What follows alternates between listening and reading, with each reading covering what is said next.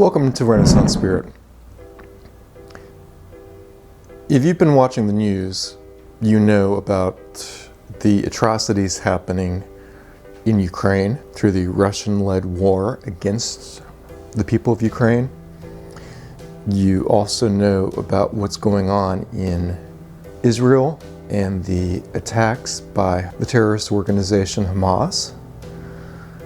And you also know the Israeli response to the Gazans, the Palestinians living on the Gaza Strip. In addition to that, you also hear more than murmurs from China that they are willing and ready to take Taiwan and go to war with America. Is this the beginning of World War III? I don't want to sound like a doom scroller or a conspiracy theorist. I'm not saying it's going to happen, but the more people I speak to, the more people seem to be very, very concerned about this. On top of everything else that's going on in the world today, including climate change, inflation, concentration of wealth, and things in life just not going the way people assumed or expected to be. Things are just, seems like they're broken in a lot of respects, especially post-pandemic. I've done a whole series on culture and society, and one of the things I'm doing is a new short every day to discuss American culture, specific elements or cultural icons related to America. And the whole purpose of that series and explaining about culture and society is just my concern that things are falling apart, slowly but surely. People seem, especially after the pandemic, less willing to engage in others, less willing to put themselves out there. A lot of people are less courteous. A lot more people seem to be more selfish. And I'm not talking about people in general, I'm just talking about individuals.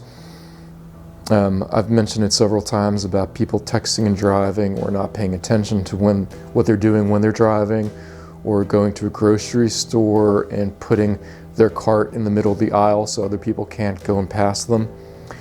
These are relatable, contextual things that I've experienced. I haven't really been out on a vacation or seen a lot of the things that maybe some of you have. Tell me what your thoughts are in the comments below. But society in general is made up of the people inside a particular locality or neighborhood or country. And it just seems like more and more that fabric that's holding us together seems to be unraveling and falling apart. Do you agree or disagree? Do you think that your fellow Americans, and I'm just using America as an example because, again, that's really the only place I've been in or two since the pandemic started. Do you feel that the same is true where you live or of your countrymen, if you're not an American? Let me know what your thoughts are in the comments below, but it's getting concerning. And it seems like a lot of times there's just too much for people to deal with. People are just completely overwhelmed, and I don't know if the governments of the world are doing enough about it. Certainly, they're not doing enough to stop the humanitarian crisis in Gaza. I actually wrote an apology to Biden because I went and sent him through the whitehouse.gov Contact Us form.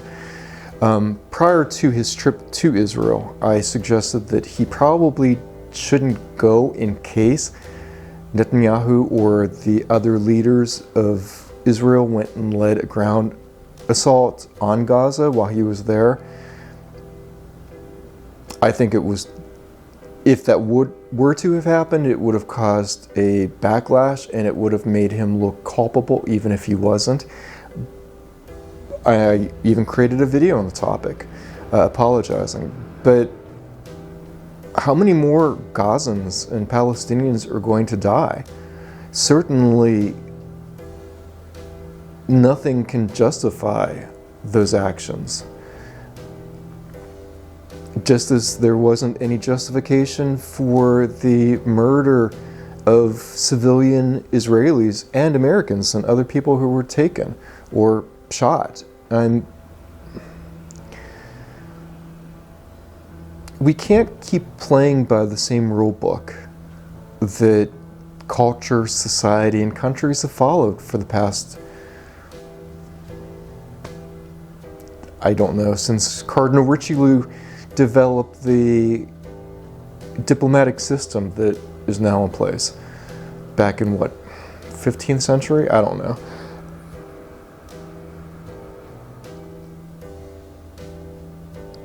We all have to wake up to the dangers. We have to wake up to what's really going on. And we have to stop countries annihilating each other, annihilating populations. We can't allow genocide and greed and warfare in the 21st century. There is no place for that. We cannot survive as a species if there was a nuclear or biological war out there. It just isn't reasonable to expect different outcomes by doing the same thing over and over again. And I'm afraid that if we end up getting into a large war, no one really knows what the outcome is going to be. Can a nuclear war be winnable? Can a biological war be winnable? I don't think so. I think we have to pull ourselves back from the brink and discuss what everyone needs, what every country needs to feel safe and secure and have citizens be living in stable and peaceful situations.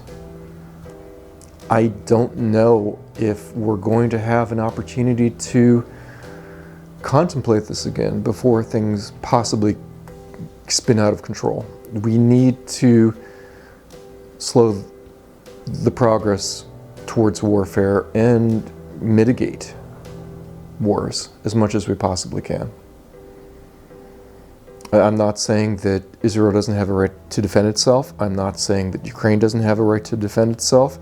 I'm not saying that allies shouldn't support their friends at times of warfare. I'm not saying that at all. I believe they should, and I believe that Biden is willing to do that.